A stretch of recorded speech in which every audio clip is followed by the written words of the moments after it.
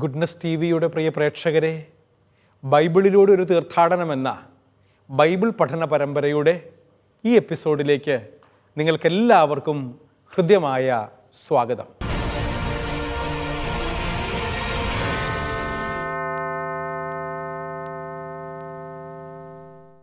കഴിഞ്ഞ ഏതാനും ചില എപ്പിസോഡുകളായി യോഹന്നാൻ്റെ സുവിശേഷത്തിൻ്റെ 14-ാം അധ്യായമാണ് നമ്മൾ പഠിച്ചുകൊണ്ടിരിക്കുന്നത്. 14-ാം അധ്യായത്തിൻ്റെ 29 വരെയുള്ള വാക്യങ്ങൾ നമ്മൾ പഠിച്ചു കഴിഞ്ഞു. ഇനി നമുക്ക് 2 വാക്യങ്ങളും കൂടെയുണ്ട്, 30-ഉം 31 വാക്യങ്ങൾ. ആ വചനഭാഗങ്ങളാണ് ഈ എപ്പിസോഡിൽ നമ്മൾ പഠിക്കുന്നത്.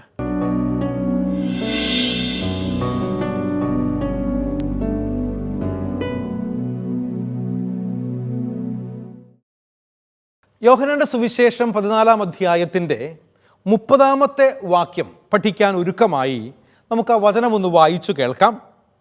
പതിവ് പോലെ ബൈബിൾ കരുതിയിട്ടുള്ളവർ കൈകളിൽ എടുക്കണം കേട്ടോ.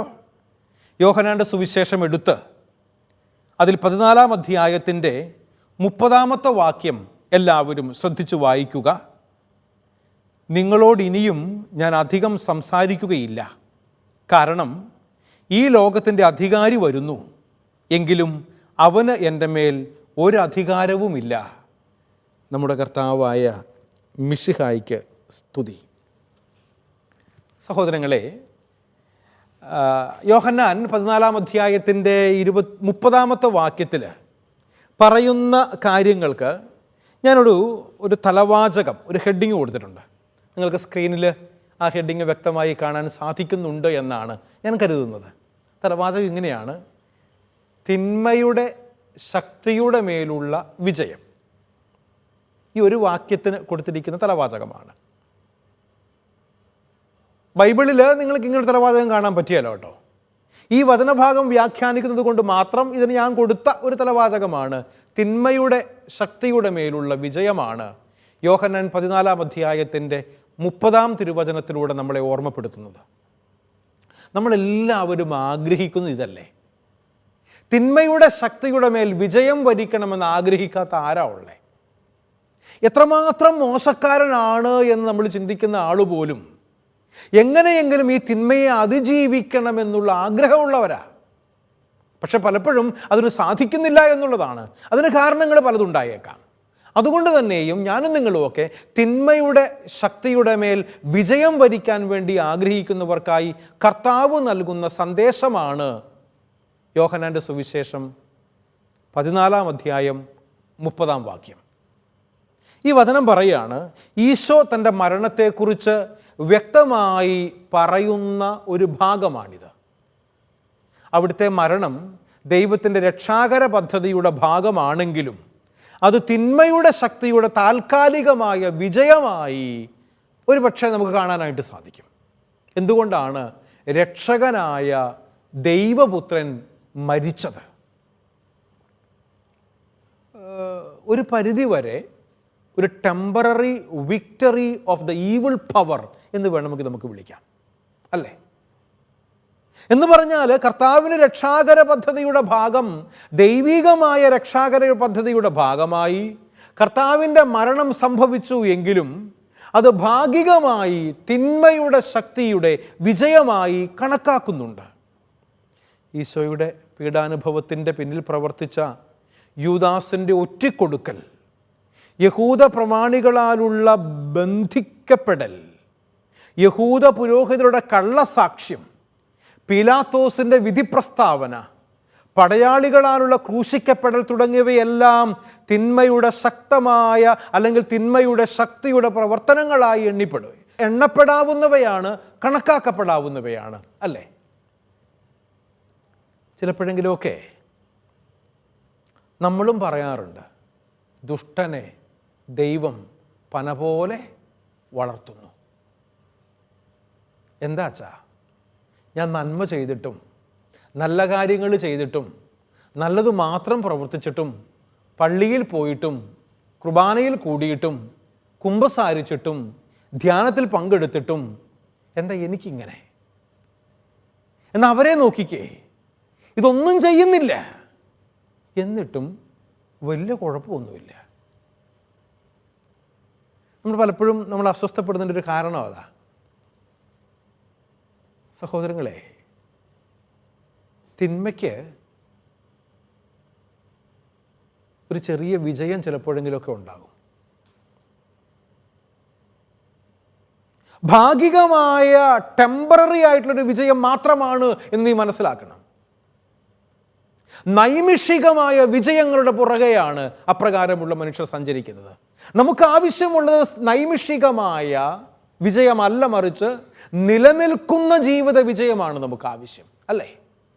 അങ്ങനെയെങ്കിൽ നിത്യനായ ദൈവത്തോട് കൂടെ ഇരിക്കണം.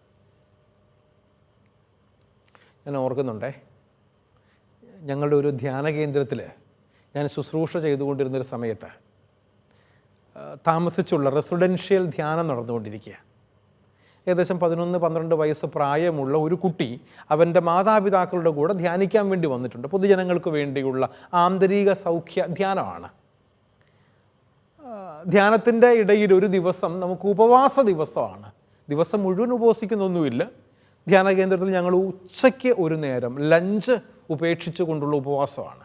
രാവിലെ ബ്രേക്ക്ഫാസ്റ്റ് ഉണ്ട്, 4 മണിക്ക് ചായ ഉണ്ട്, അത്താഴം കൊടുക്കും. എന്നാൽ ഉച്ചയ്ക്ക് ഉപവാസമാണ് എന്ന കാര്യം രാവിലെ ക്ലാസ് എടുക്കാൻ വേണ്ടി ചെന്നപ്പോൾ ഞാൻ ധ്യാനക്കാരോട് പറഞ്ഞു, ഇന്ന് ഉച്ചയ്ക്ക് നമുക്ക് ഉപവാസമാണ്. രോഗികളായിട്ട് ആരെങ്കിലുമൊക്കെ ഉണ്ടെങ്കിൽ, മരുന്ന് കഴിക്കുന്ന ആരെങ്കിലും ഉണ്ടെങ്കിൽ, ഡോക്ടർമാർ കണിശമായിട്ടും ഭക്ഷണം കഴിക്കണമെന്ന് പറഞ്ഞിരിക്കുന്ന എന്തെങ്കിലും രോഗങ്ങളുള്ളവരുണ്ടെങ്കിൽ നിങ്ങൾക്ക് വേണ്ടി ഭക്ഷണം തരും. അതല്ലാതെ ആരോഗ്യമുള്ള എല്ലാവരും ഉപവാസം എടുത്ത് നമുക്ക് ഒരുമിച്ചൊന്ന് പ്രാർത്ഥിക്കാം എന്ന് പറഞ്ഞു. അങ്ങനെ ഉച്ചയ്ക്ക് ഉപവാസം എടുത്ത് എല്ലാവരും പ്രാർത്ഥിച്ചു കൊണ്ടിരിക്കുന്നു, ധ്യാനം നടക്കുന്നു. ഞാൻ ഉച്ച സമയത്ത് ഇങ്ങനെ വെറുതെ കൊന്ത ചൊല്ലിക്കൊണ്ട് നടക്കുകയാണ്. ഗേറ്റ് വരെ ഞാനിങ്ങനെ നടന്ന്, വഴിയിലൂടെ നടന്ന് ഗേറ്റ് വരെ പോകും, തിരിച്ചു വരും. അങ്ങനെ ഉച്ച സമയത്ത് ഇങ്ങനെ കൊന്ത ചൊല്ലിക്കൊണ്ട് നടക്കുക. ഉച്ച കഴിഞ്ഞുള്ള ക്ലാസ്സിന് വേണ്ടി പ്രാർത്ഥിച്ചൊരുങ്ങുക. അപ്പോൾ ഞാനിങ്ങനെ ഗേറ്റിങ്കിലേക്ക് നടന്നു പോകുമ്പോൾ ഞാൻ കണ്ടു, ഈ 11-12 വയസ്സ് പ്രായമുള്ള ഒരു കുട്ടി ധ്യാനിക്കാൻ കൂടെ ഉണ്ടെന്ന് ഞാൻ പറഞ്ഞല്ലോ. അവൻ ഗേറ്റിൽ നിന്ന് ഓടി അകത്തേക്ക് കതച്ചുകൊണ്ട് കയറി വരികയാണ്. ഞാൻ നേരെ എൻ്റെ മുമ്പിലാണ് വന്നു പെട്ടെ. അപ്പോൾ ഞാൻ അവനോട് ചോദിച്ചു, മോനെ നീ എവിടെ പോയി എന്ന് ചോദിച്ചു. ഞാനത് ചോദിക്കുമ്പോൾ അവൻ്റെ വെപ്രാളം എനിക്ക് മനസ്സിലാകുന്നുണ്ട്. നോക്കുമ്പോൾ അവൻ്റെ പോക്കറ്റിൽ, ഷർട്ടിൻ്റെ പോക്കറ്റിൽ 2 100 രൂപ നോട്ടുകൾ ഇങ്ങനെ പൊങ്ങി നിൽപ്പുണ്ട്. ഞാൻ ആ കാശ് ഇങ്ങനെ പതുക്കെ കയ്യിലെടുത്ത് ചോദിച്ചു, ഈ 200 രൂപയും കൊണ്ട് നീ എവിടെ പോയ മോനെ? അപ്പോൾ അവൻ പറഞ്ഞു, അച്ഛാ ഇന്നിവിടെ ഉപവാസമല്ലേ? ഞാൻ പറഞ്ഞു, അതെ. ഞങ്ങൾ ധ്യാനിക്കാൻ വേണ്ടി ഇങ്ങോട്ട് കയറി വന്നപ്പോൾ റോഡിൽ ഓപ്പോസിറ്റ്, ധ്യാന കേന്ദ്രത്തിൻ്റെ ഓപ്പോസിറ്റ് സൈഡിൽ മെയിൻ റോഡിൽ ഒരു ഹോട്ടലിൻ്റെ മുമ്പിൽ എഴുതി വെച്ചിട്ടുണ്ട്, ചിക്കൻ ബിരിയാണി കിട്ടും. എൻ്റെ കോഴിയുടെ ഒരു പടമൊക്കെ വെച്ച് ബോർഡ് എഴുതി വെച്ചിരിക്കുകയാണ്, ചിക്കൻ ബിരിയാണി. ഞാൻ ചിക്കൻ ബിരിയാണി കഴിക്കാൻ പോയതാ അച്ഛാ. എന്നിട്ടോ കഴിച്ചോ? അച്ഛാ അവിടെ ചെന്നപ്പോഴാണ് അറിയുന്നേ, കട തുറന്നിട്ടില്ല, ബോർഡ് മാത്രമേ ഉള്ളൂ, ആ ഹോട്ടൽ ഇപ്പം വർക്ക് ചെയ്യുന്നില്ല. അതുകൊണ്ട് ചിക്കൻ ബിരിയാണി കിട്ടിയില്ല. അവൻ വിഷമത്തോടെ തിരിച്ചു വരികയാണ്. അപ്പം ഞാൻ ചോദിച്ചു, ഇതാരാ? അപ്പനും അമ്മയും തന്നതാണോ ഈ പൈസ? അല്ല. പിന്നെയോ? ഞങ്ങൾ താമസിക്കുന്ന ഡോർമെട്രിയിലുള്ള വേറെ ഒരു ചേട്ടൻ്റെ ബാഗിൽ നിന്ന് അടിച്ചു മാറ്റിയതാ. ധ്യാനകേന്ദ്രത്തിൽ വന്ന് ധ്യാനിക്കുന്ന, ഉപവാസം എടുത്ത് പ്രാർത്ഥിക്കുന്ന ദിവസം ഉപവാസം എടുക്കാൻ വയ്യാത്തത് കൊണ്ട് ഈ കൊച്ചു ചെയ്ത പണിയാണ്, അടുത്തുള്ള ചേട്ടൻ്റെ ബാഗിൽ നിന്ന് 200 രൂപ അടിച്ചു മാറ്റി അവൻ ചിക്കൻ ബിരിയാണി കഴിക്കാൻ വേണ്ടി പുറത്ത് ചെന്നപ്പോൾ അവിടെ ചിക്കൻ ബിരിയാണി ഇല്ല. തിരിച്ചു വരികയാണ് സങ്കടത്തോടെ. ഈ സംഭവം എനിക്കൊരു ചിന്ത മനസ്സിൽ തന്നു. എന്താണെന്നറിയാവോ? ഈ കുഞ്ഞ് ചിക്കൻ ബിരിയാണി കഴിക്കാൻ വേണ്ടി പോയവനാണ്. ഞാൻ അവനെ കൂട്ടിക്കൊണ്ട് തോളെ കൈയിട്ട് അവൻ്റെ കൂടെ ഒരുമിച്ച് വർത്താനമൊക്കെ പറഞ്ഞ് ഡോർമെട്രി എവിടെയാണെന്ന് ചോദിച്ച് ചെന്ന് എടുത്ത ബാഗ് ഏതാണെന്ന് അവനോട് ചോദിച്ച് ആ ബാഗിൽ ആ പൈസ അവനെ കൊണ്ട് തന്നെ വെപ്പിച്ചിട്ട് ഞാൻ അവനെ ഡൈനിങ് ഹാളിൽ കൊണ്ടുപോയി പ്രായമായവർക്കും രോഗികൾക്കും വേണ്ടി ഭക്ഷണം ഉണ്ടാക്കിയിട്ടുണ്ടായിരുന്നു. അവിടുന്ന് ഭക്ഷണം ഒരു പാത്രത്തിൽ വിളമ്പി അവന് ലഞ്ച് കൊടുത്തു. എന്നിട്ട് അവൻ്റെ കൂടെ ഞാനിരുന്ന് വർത്തമാനം പറയാം. ഒരു കൗതുകം. ഞാൻ വർത്തമാനം പറഞ്ഞുകൊണ്ടിരുന്നപ്പോൾ അവനോട് ഞാൻ പറഞ്ഞു, മോനെ, നിനക്ക് ചിക്കൻ ബിരിയാണി പുറത്ത് കിട്ടുമെന്നോർത്ത് ഉപവാസ ദിവസം പോകാൻ വേണ്ടിയിട്ട് 200 രൂപ കട്ടെടുക്കേണ്ടി വന്നു ഇല്ലേ? ചിക്കൻ ബിരിയാണി കഴിക്കുമ്പോൾ ഒരു സുഖമുണ്ട്, ഒരു സന്തോഷമുണ്ട്. ആ സന്തോഷം അനുഭവിക്കാൻ വേണ്ടിയിട്ടാണ് നീ 200 രൂപ കട്ടെടുത്തത്. എത്ര നേരം ഉണ്ടാവും അതിൻ്റെ സന്തോഷം? നീ കഴിച്ച് നിനക്ക് വയറ് നിറഞ്ഞ് വൈകുന്നേരം ചായ കുടിക്കാൻ വേണ്ടി വിടുന്ന സമയം വരെയും ഇതിൻ്റെ ഒരു സന്തോഷം ഒരുപക്ഷെ നിനക്കുണ്ടാവും ഇല്ലേ? അതെ അച്ഛാ. അത് കഴിയുമ്പോഴോ വീണ്ടും ഈ സന്തോഷം കിട്ടണമെങ്കിൽ നീ എന്ത് ചെയ്യണം? അവൻ പെട്ടെന്ന് ഉത്തരം പറഞ്ഞു. സ്മാർട്ട് ബോയിയാ. അവൻ പെട്ടെന്ന് ഉത്തരം പറഞ്ഞു, വീണ്ടും കക്കണം, വീണ്ടും കക്കണം, വീണ്ടും പോകണം, വീണ്ടും ചിക്കൻ ബിരിയാണി കഴിക്കണം, എങ്കിൽ വീണ്ടും ഒരു സുഖം, ഒരു സന്തോഷം. നൈമിഷികമല്ലേ ഇങ്ങനെയുള്ള സുഖവും സന്തോഷവും ഒക്കെ? ഇത് ശാശ്വതമായി നിലനിൽക്കുന്ന ഒന്നാണോ എന്ന് ഞാനും നിങ്ങളും മനസ്സിലാക്കേണ്ടിയിരിക്കുന്നു, തിരിച്ചറിയേണ്ടിയിരിക്കുന്നു. അതുകൊണ്ട് തന്നെ ഇപ്രകാരമുള്ള കാര്യങ്ങൾ സംഭവിക്കുമ്പോൾ നമ്മൾ തിരിച്ചറിയേണ്ട ഒരു യാഥാർത്ഥ്യം ഇതാണ് സഹോദരങ്ങളെ. നിലനിൽക്കാത്ത കാര്യങ്ങൾക്ക് വേണ്ടിയുള്ള തത്രപ്പാടില്ല നമ്മൾ പലപ്പോഴും. നിലനിൽക്കുന്ന സമാധാനവും സന്തോഷവും അനുഭവിച്ചറിയാൻ വേണ്ടിയിട്ടാണ് ഞാനും നിങ്ങളും പരിശ്രമിക്കേണ്ടത്. അതുകൊണ്ടാണ് ഈശോയുടെ പീഡാനുഭവത്തിന് പിന്നിൽ പ്രവർത്തിച്ച യൂദാസിൻ്റെ ഒറ്റിക്കൊടുക്കൽ അവനോട് സന്തോഷം കൊടുത്തിട്ടുണ്ട്. എന്താ സന്തോഷം? 30 വെള്ളിക്കാശ്. 30 വെള്ളിക്കാശിന് തിളക്കത്തിന് വേണ്ടി, കിലുകിലുക്കത്തിന് വേണ്ടി, കാശ് സമ്പാദിക്കാൻ വേണ്ടി സ്വന്തം ഗുരുവിനെ ഒറ്റിക്കൊടുത്തവനെന്ന് ഈ ലോകമുള്ളിടത്തോളം കാലം യൂദാസിനെ കുറ്റപ്പെടുത്തിക്കൊണ്ടേയിരിക്കും ഇല്ലേ? ഒരു ചെറിയ സന്തോഷത്തിന് വേണ്ടിയിട്ടാണ് അവൻ ഈ കുറ്റപ്പെടുത്തൽ നാളുകളോളം, കാലങ്ങളോളം കേട്ടുകൊണ്ടിരിക്കുന്നത്. അതിനുശേഷം അവൻ ഒറ്റിക്കൊടുത്തു കഴിഞ്ഞപ്പോൾ യഹൂദ പ്രമാണികൾ അവനെ, യേശു കർത്താവിനെ ബന്ധിക്കുന്നുണ്ട്. എന്തിനാ? യഹൂദ പ്രമാണികൾക്ക് ഒരു ഭീഷണിയായി കർത്താവ് വളരുന്നു എന്ന് കണ്ടു കഴിഞ്ഞപ്പോൾ യഹൂദരായ പ്രമാണിമാര് ഞാൻ മാത്രം മതി, അല്ലെങ്കിൽ എൻ്റെ താഴെ നിന്നാൽ മതി, എന്നെ പോലെയും വേണ്ട എന്ന് ചിന്തിക്കുന്നവരാ പലപ്പോഴും അല്ലേ? ചില രാഷ്ട്രീയ നേതാക്കന്മാരെ കുറിച്ചും വിരളമായി ചില മത മേലധ്യക്ഷന്മാരെ കുറിച്ചും ഒക്കെ പറയാറുണ്ട്, ആരെയും വളർത്തിയേല. ശരിയല്ലേ? ആരെയും വളർത്തിയേല, തന്നെ പോലെയാകാൻ കൂടെ കൊണ്ട് നടക്കാറില്ല. ഒരു പുതുതലമുറയെ സൃഷ്ടിക്കാൻ വേണ്ടി നേതൃസ്വഭാവത്തോടുകൂടെ, പാടവത്തോടുകൂടെ സൃഷ്ടിക്കാൻ വേണ്ടിയിട്ട് പരിശ്രമിക്കുന്നില്ല. എല്ലാവരെയും അധീനതയിലാക്കി, അടിമകളാക്കി കൊണ്ടു നടക്കുന്നു, രണ്ടാം തരം പൗരന്മാരായി കൊണ്ടു നടക്കുന്നു എന്നുള്ള പ്രശ്നം പല നേതാക്കന്മാരും കേൾക്കാറുണ്ട്. ആക്ഷേപങ്ങൾ പലപ്പോഴും കണ്ടിട്ടുണ്ട്. സഹോദരങ്ങളെ, ഇവിടെയാണ് യഹൂദ പ്രമാണികൾ കർത്താവിനെ ബന്ധിച്ചു കൊണ്ടുപോകുന്നതിൻ്റെ കാരണവും വ്യക്തമാകുന്നത്.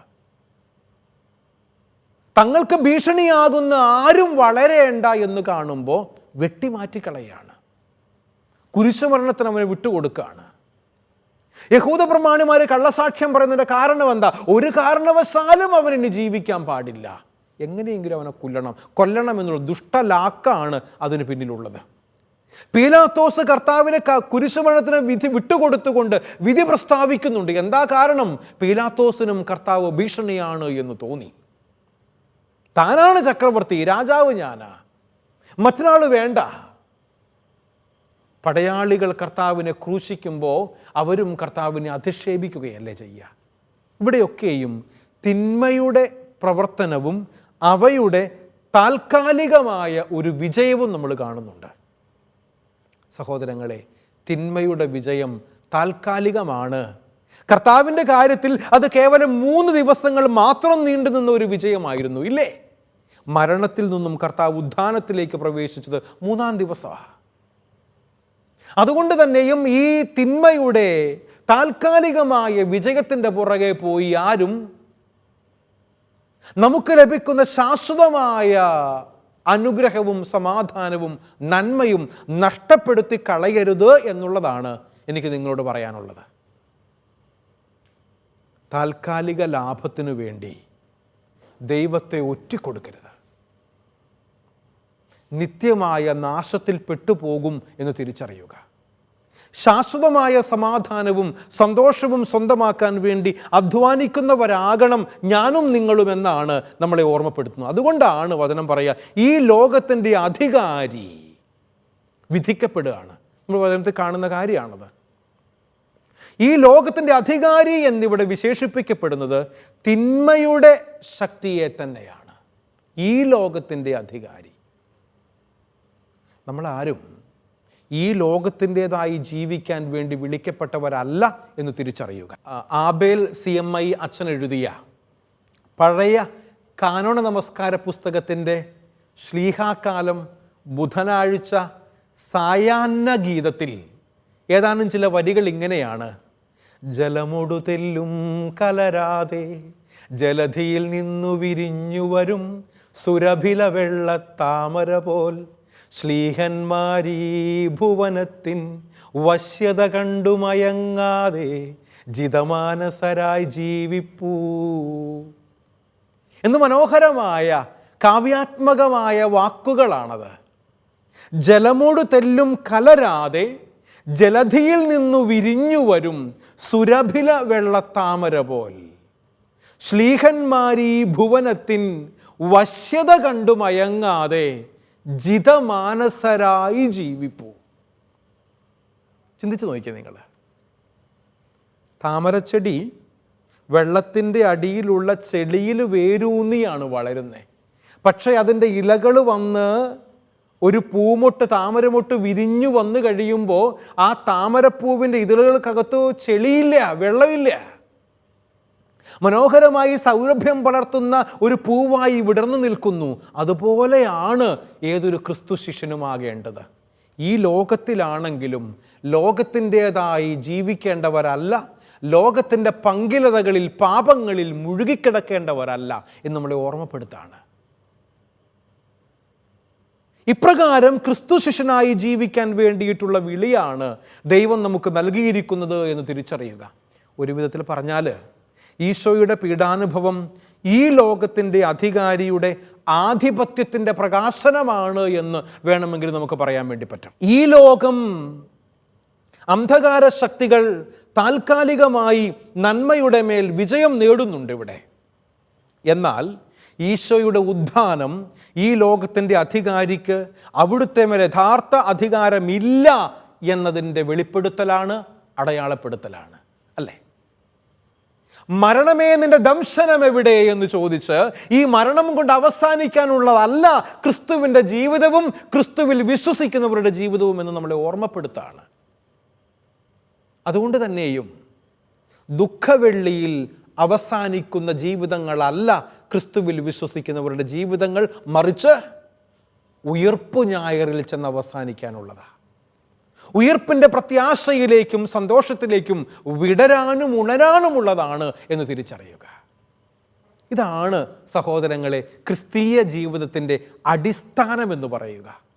ഇപ്രകാരം ഒരു ജീവിതം നയിക്കാൻ വേണ്ടിയിട്ടാണ് യേശു കർത്താവ് എന്നെയും നിങ്ങളെയും മാമോദീസ ജലം തളിച്ച് ക്രിസ്തു ശിഷ്യരാക്കി മാറ്റിയിരിക്കുന്നത് എന്ന് മനസ്സിലാക്കാം. ഇവിടെ നമ്മൾ തിരിച്ചറിയേണ്ട ഒരു യാഥാർത്ഥ്യം ഇതാണ്: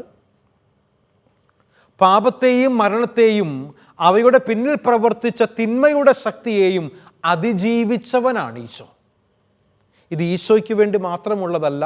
ഏതൊരു ക്രിസ്തു ശിഷ്യനും ക്രിസ്തു അനുയായിയും ക്രിസ്ത്യാനിയും പാപത്തെയും മരണത്തെയും അതിജീവിച്ച് ദൈവത്തോട് ചേർന്നിരിക്കാൻ വേണ്ടി വിളിക്കപ്പെട്ടവരാണ് എന്ന് തിരിച്ചറിയുക. ഇതാണ് സഹോദരങ്ങളെ നമ്മളെക്കുറിച്ചുള്ള ദൈവഹിതം. അപ്രകാരം ഒരു ജീവിതം നയിക്കാൻ വേണ്ടിയിട്ടുള്ള ആഹ്വാനമാണ് കർത്താവ് യോഹന്നാൻ്റെ സുവിശേഷം 14-ാം അധ്യായത്തിൻ്റെ 30-ാം വാക്യത്തിലൂടെ നമുക്ക് നൽകുന്നത് എന്ന് തിരിച്ചറിയുക. നമ്മൾ 31-ാമത്തെ വാക്യം പഠിക്കുകയാണിനി. യോഹന്നാൻ്റെ സുവിശേഷത്തിൻ്റെ 14-ാം അധ്യായത്തിന് 31 വാക്യങ്ങളാണുള്ളത്. എന്ന് പറഞ്ഞാൽ ഈ അധ്യായത്തിൻ്റെ അവസാനത്തെ ഒരു വാക്യത്തിൻ്റെ പഠനത്തിലേക്കാണ് നമ്മൾ പ്രവേശിക്കുന്നത്. 31-ാമത്തെ വാക്യം നമുക്കൊന്ന് വായിച്ചു കേൾക്കാം. എന്നാൽ ഞാൻ പിതാവിനെ സ്നേഹിക്കുന്നെന്നും അവിടുന്ന് എന്നോട് കൽപ്പിച്ചതുപോലെ ഞാൻ പ്രവർത്തിക്കുന്നെന്നും ലോകമറിയണം. എഴുന്നേൽക്കുവിൻ, നമുക്ക് ഇവിടെ നിന്നും പോകാം. നമ്മുടെ കർത്താവായ മിശിഹായ്ക്ക് സ്തുതി. ഈശോയിൽ പ്രിയ സഹോദരീ സഹോദരന്മാരെ, യോഹന്നാന്റെ സുവിശേഷം 14 അധ്യായത്തിൻ്റെ 31 ഈ ഒരു വാക്യത്തിന് ഞാനൊരു ഹെഡിങ് കൊടുത്തിട്ടുണ്ട്. സ്ക്രീനിൽ നിങ്ങൾക്ക് ആ ഹെഡിങ് കാണാൻ വേണ്ടി പറ്റും. കണ്ടോ നിങ്ങൾ? സ്നേഹത്തോടെയുള്ള അനുസരണം. സ്നേഹത്തോടെ അനുസരിക്കണം.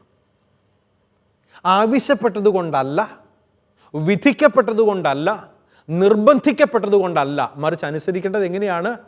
സ്നേഹത്തോടെയുള്ള അനുസരണം.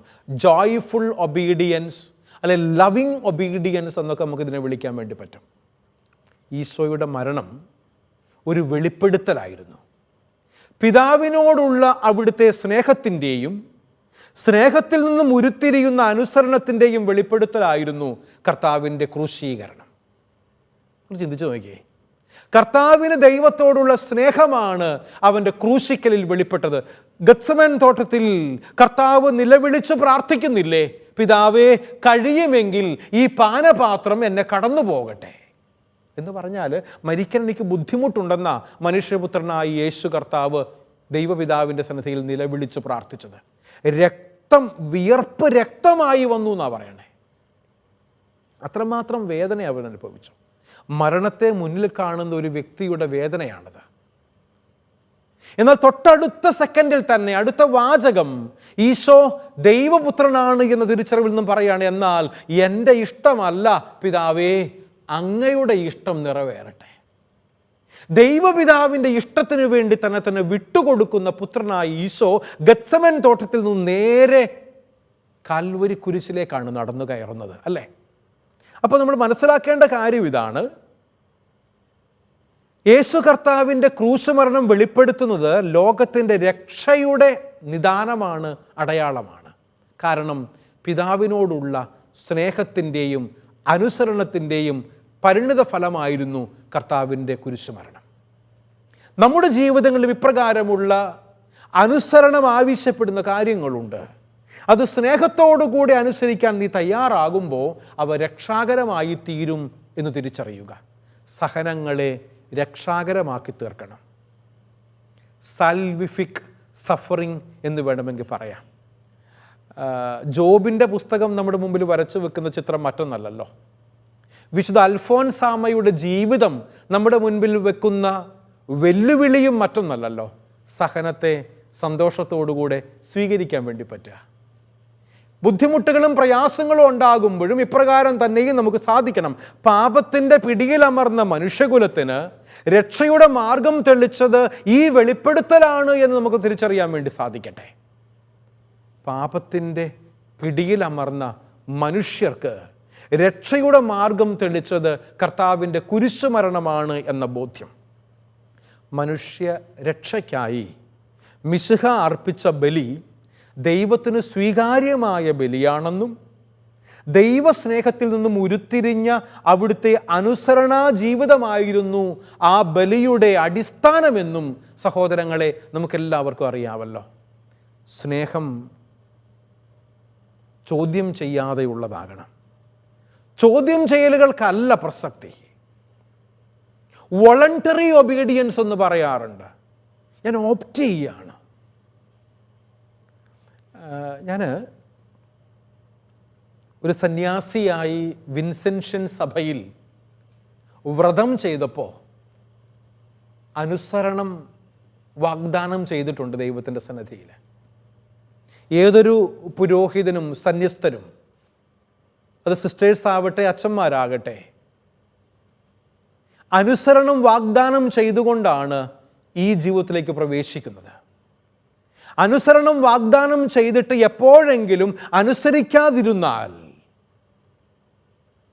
ദൈവത്തിന് മുമ്പിലുള്ള അനുസരണക്കേടാണ് എന്ന് ഞാൻ തിരിച്ചറിയണം. ഇത് കേവലം മനുഷ്യന് കൊടുക്കുന്ന വാക്കല്ല. ഇറ്റ്സ് എ കവനന്റ് റിലേഷൻഷിപ്പ് എന്ന് പറയാറുണ്ട്. ദൈവത്തിന് കൊടുക്കുന്ന വാക്ക് തെറ്റിക്കാൻ പാടില്ല. വാക്കുകൾക്ക് വ്യവസ്ഥയുണ്ടാകണം. ദൈവം വിശ്വസ്തനായിരുന്നു എന്നതുപോലെ തന്നെ ഞാൻ ദൈവത്തിന് കൊടുക്കുന്ന വാഗ്ദാനങ്ങളിലും വിശ്വസ്തതയുള്ളവനാകണമെന്നാണ് വചനം നമ്മളെ ഓർമ്മപ്പെടുത്തുന്നത്. അതാണ് ഈ വചനത്തിൻ്റെ ആദ്യ ഭാഗം നമ്മളെ ഓർമ്മപ്പെടുത്തുക. അതിൻ്റെ രണ്ടാം ഭാഗം 31 വാക്യത്തിൻ്റെ രണ്ടാം ഭാഗം ഈശോ പറയാണ്, എഴുന്നേൽക്കുവിൻ, നമുക്ക് ഇവിടെ നിന്നും പോകാം. എന്താണ് ഈശോ ഇവിടെ പറയാൻ ആഗ്രഹിക്കുന്ന കാര്യം? എഴുന്നേൽക്കുവിൻ, നമുക്ക് ഇവിടെ നിന്നും പോകാം എന്ന ഈശോയുടെ വാക്കുകളോടെയാണ് 14 അധ്യായം അവസാനിക്കുന്നത്. ഈശോയുടെ അന്ത്യപ്രഭാഷണം ഇവിടെ അവസാനിക്കുന്നു എന്നതുകൊണ്ടാണ് കർത്താവ് ഇപ്രകാരം പറഞ്ഞ് എഴുന്നേറ്റ് നമുക്ക് പോകാമെന്ന് പറയുന്നത് എന്നതാണ് പണ്ഡിതമതം. ബൈബിൾ പണ്ഡിതന്മാർ, പ്രത്യേകിച്ച് യോഹന്നാൻ്റെ പണ്ഡിതന്മാർ പറയുന്ന കാര്യവും ബൈബിൾ കമൻട്രികളിൽ നമ്മൾ കാണുന്ന കാര്യവും കർത്താവിൻ്റെ അന്ത്യപ്രഭാഷണം അവസാനിപ്പിച്ച് അവിടുന്ന് ശിഷ്യന്മാരെയും കൂട്ടിക്കൊണ്ടു പോകുന്നു എന്നുള്ളതാണ്. നമുക്കറിയാം 15, 16 അധ്യായങ്ങൾ 14 അധ്യായത്തിൻ്റെ വികസിത രൂപമാണ് എന്ന് ജോഹന്നൈൻ സ്കോളേഴ്സ്, പണ്ഡിതന്മാർ അഭിപ്രായപ്പെടുന്നുണ്ട്. നമ്മൾ 14 അധ്യായമാണ് പഠിച്ചത്. ഇതിൻ്റെ ഒരു എക്സ്പ്ലനേഷനാണ് തുടർന്നു വരുന്ന 15, 16 അധ്യായങ്ങൾ എന്ന് പറയപ്പെടുന്നുണ്ട്. അതനുസരിച്ച് ഈശോയുടെ സാന്നിധ്യം വാഗ്ദാനം ചെയ്യുന്ന 14 അധ്യായത്തിൻ്റെ വിപുലീകരണമാണ് ഇനിയുള്ള 2 അധ്യായങ്ങൾ എന്ന് നമുക്ക് മനസ്സിലാക്കാം. ആ അധ്യായങ്ങൾ നമ്മൾ അടുത്തുള്ള ക്ലാസ്സുകളിൽ പഠിക്കും. എന്നാൽ ഇപ്പോൾ നമ്മൾ മനസ്സിലാക്കുന്ന 14 അധ്യായത്തിൽ കർത്താവിൻ്റെ സാന്നിധ്യം നമുക്ക് നൽകുന്ന, ക്രിസ്തു സാന്നിധ്യം ഉറപ്പുവരുത്തുന്ന കർത്താവിൻ്റെ പ്രഭാഷണമാണ്. ഈ പ്രഭാഷണത്തിൻ്റെ അന്തസ്സത്ത സ്വീകരിച്ച് ദൈവത്തോട് കൂടെയായിരിക്കാൻ, കൂടെ വസിക്കാൻ അവൻ നമ്മോട് ആവശ്യപ്പെടുന്നു. അതിന് സാധിക്കട്ടെ. നിങ്ങൾക്കെല്ലാവർക്കും യേശുവിൻ്റെ നാമത്തിൽ നന്ദി പറയുന്നു. ആമേൻ.